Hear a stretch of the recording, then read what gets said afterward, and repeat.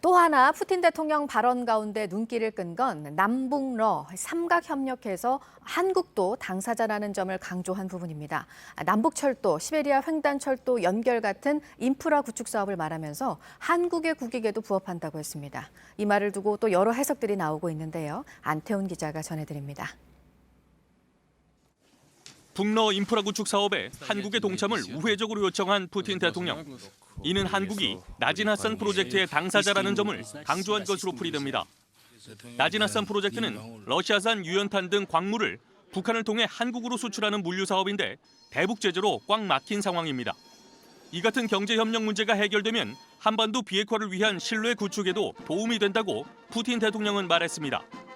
남북러 삼각 경제 교류가 활발해지면 북한 또한 군사적 행동을 섣불리 할 수 없다는 판단입니다. 다만 경제협력을 연결고리로 한국을 제재 완화 논의에 끌어들이려는 북한과 러시아의 전략적 계산이 녹아있다는 분석도 있습니다.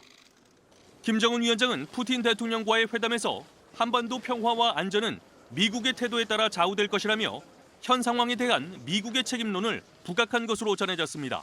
미 언론들은 이번 북러 정상회담에 대해 러시아가 한반도 문제에 영향력을 행사할 수 있다는 신호를 미국에 보낸 것이라고 진단했습니다.